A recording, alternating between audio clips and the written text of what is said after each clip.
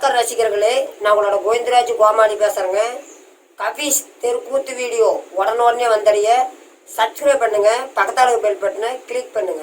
வளர்த்தி வாலிபம் செய்து பெற்றெடுத்தாலே ஒரே உடம்பு அல்ல ஒரே ஒரே ரத்தம்பா. நான் அண்ணனாகும் போது அவன் தம்பியா நீ அண்ணனா இருக்கிறப்ப நீ தம்பிங்க, நீ அண்ணனா இருக்கிறப்ப தம்பிங்க, நீ அண்ணனா இரு. சரி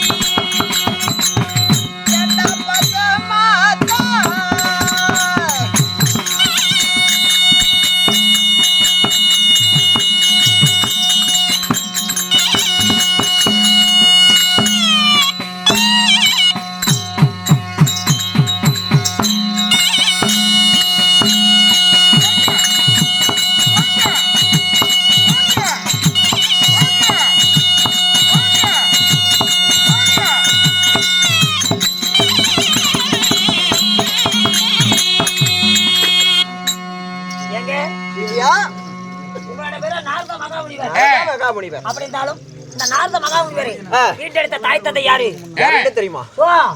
10 மாதம் 300 நாள் 3000 தச வினாடி என்னை ஈண்டெடுத்த மாதாவோ கலைக்கெல்லாம் அதிபதி கலைவாணி சரஸ்வதி. கலைவாணி சரஸ்வதி. ஆமாம். தாயார் தந்தையார் தந்தையாரோ படைக்கும் நல் பொறுப்பேற்ற அந்த சதுர்முகம் படித்த பிரம்மதேவன். ஏசாமி, நான் கேக்குறது தப்பா நினைச்சுக்காதீங்க.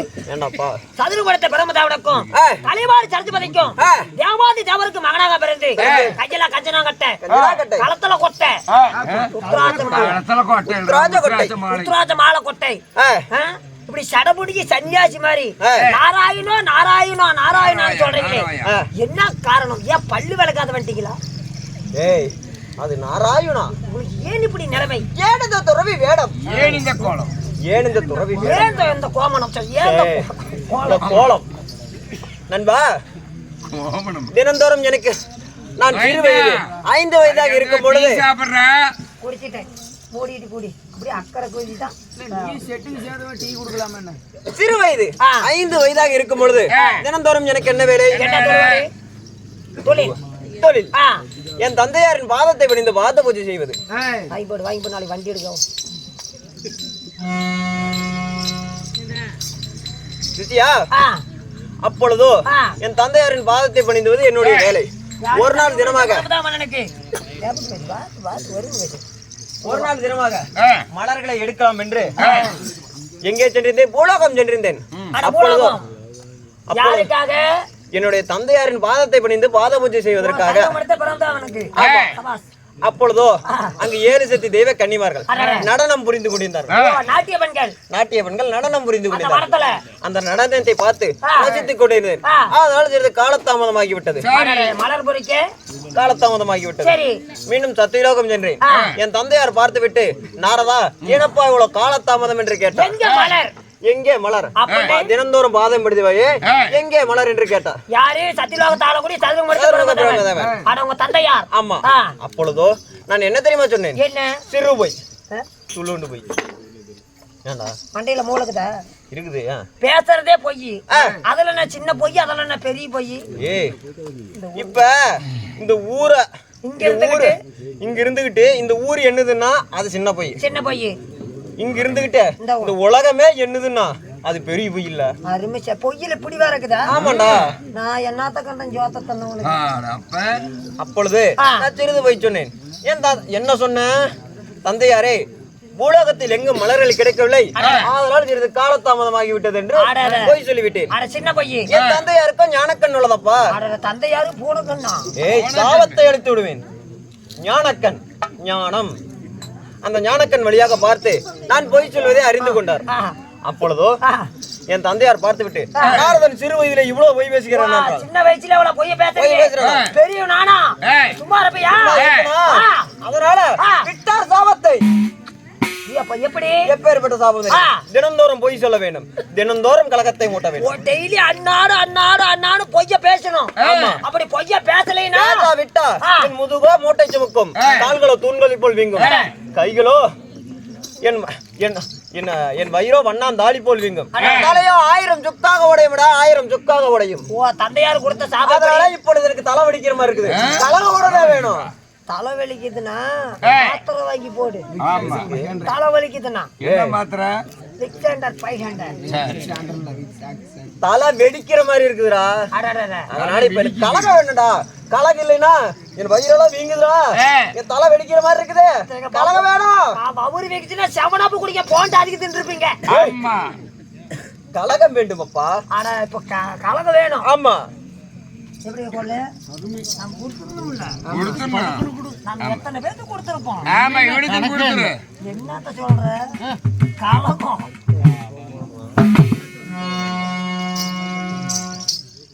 இதை பிடித்துக்கொள். நான் நித்த சன்னியாசி. நான் நித்த சன்னியாசி.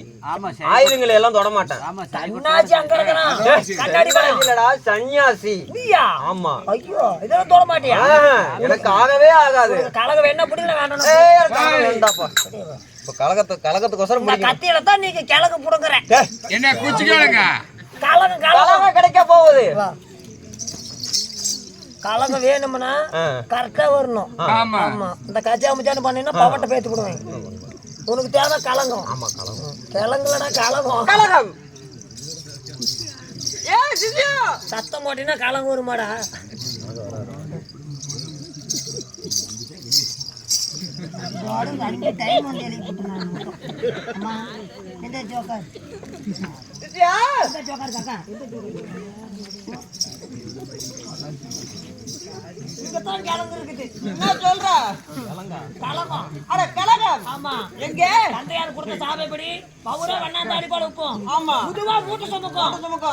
தலையோ 6 சுக்கா வெடிக்கும், தூணு போல வீங்கும். டெய்லி ஒரு நாளைக்கு கலகம் வேணும். மூடிக்கிட்டு கம்முனுக்கணும். பேசிட்டு கலகம் தானே வேணும். எந்த தெய்வம் ரொம்ப பிடிக்கும்?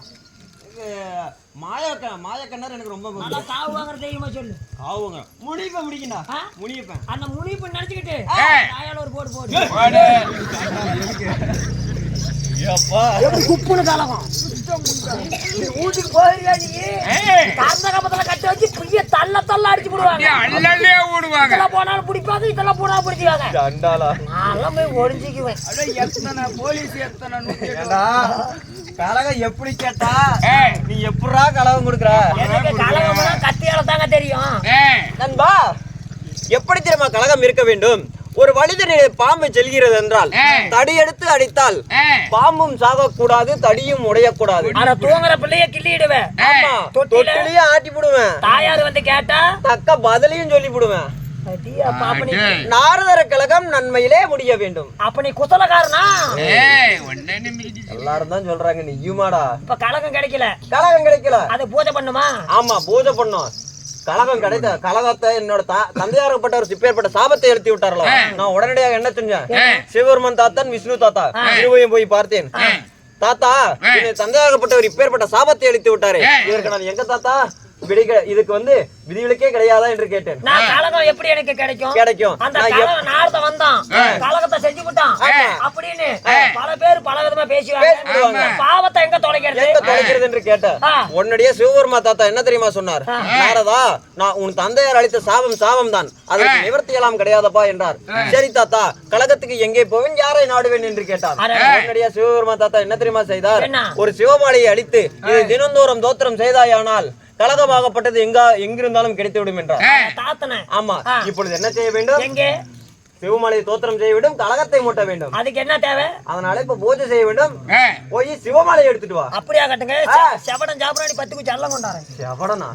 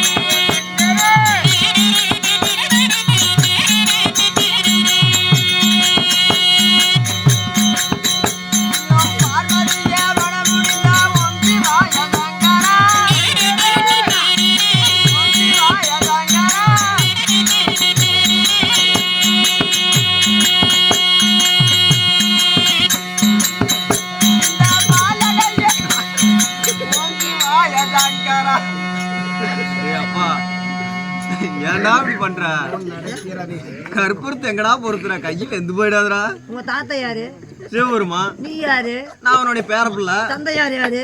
பிரம்மதேவன். சின்ன தாத்தா யாரு? மாயக்கண்ணன். கோபாலக்கண்ணன்.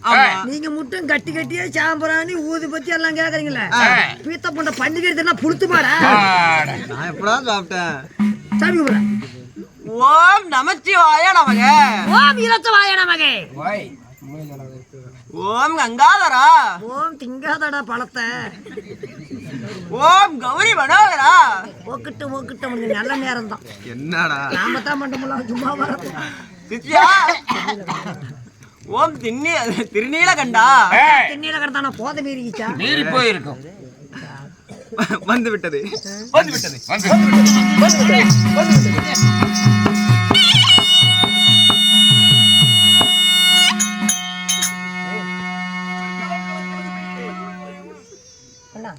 விட்டது. என்ன பிரியா? கழகம் வந்து விட்டது. கழகம் வந்துருச்சா? கழகமடா. ஒரு கிலோ குதிகளை எவ்வளா? ஏலங்கல்லடா. கழகம் வந்து விட்டது. கழகம் எங்கே உள்ளது? நந்தவனத்திலே இன்று கழகம் உள்ளது. அதனால பைத்தியம் உனக்கு. எங்க பிருந்தாவனத்துல கழகம்னு சொல்றீங்க. ஆமா. அந்த பிருந்தாவனம் யாருக்கு சொந்தமானது? எங்க பாட்டிக்கு சொந்தமானதா? யாரு? உமா பார்வதிக்கு. அந்த பிருந்தாவனத்துல என்னங்க கழகம் இருக்குது? இப்பொழுதோ அங்கே 2 இன்னும் பிருந்தாவனத்துக்கு சென்றால் கழகமாகப்பட்டது உடனடியாக தெரியும். போகலாம்.